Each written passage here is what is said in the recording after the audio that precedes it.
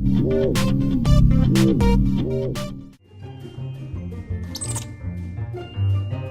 you tired of high-pressure tactics? No, I'm not going to sign that. It's too much. At Community Auto Group, you'll find we have a straightforward approach. If other dealers have made you uncomfortable, give Community a try. You'll enjoy your experience here and find a straightforward deal that's right for you, not high-pressure tactics. Community Auto Group, straightforward deals from the straightforward dealer.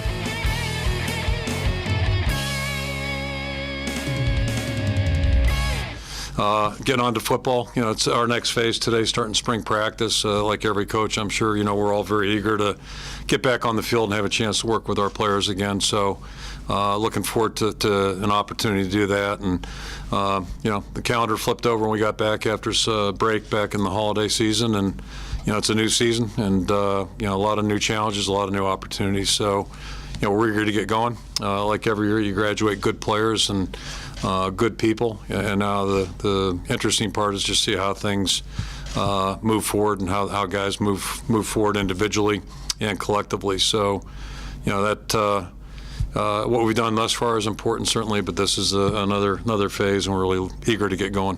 It's twofold, I think. First thing you always think about we were very senior heavy at the linebacker position. So, but I think those guys are probably representative of the challenge that we have.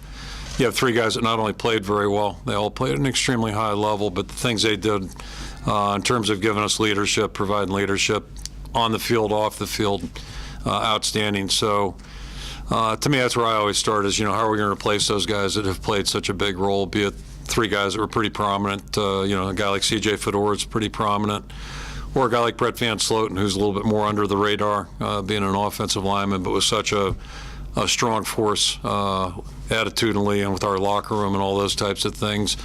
Or a guy like Gavin Smith that never started a ball game but really played a very valuable role. So, it's going to be fun to see who emerges, and I think we have a lot of guys that are trying to, grab the wheel a little bit and take that role. And, it'll be we'll know a lot more here after 15 workouts, but that's something we're looking forward to seeing.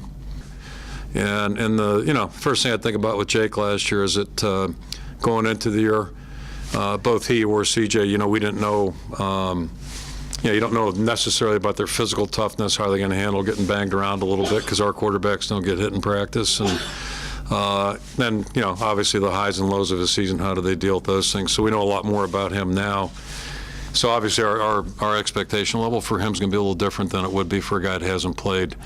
But for the guys that have played, and Jake did an awful lot of good things last year, obviously we just want them to be better players this year. And we expect the same thing out of Sheriff. We expect him to be a better lineman than he was a year ago. And if they're not, then, we're probably not doing our jobs right and they're not doing theirs right.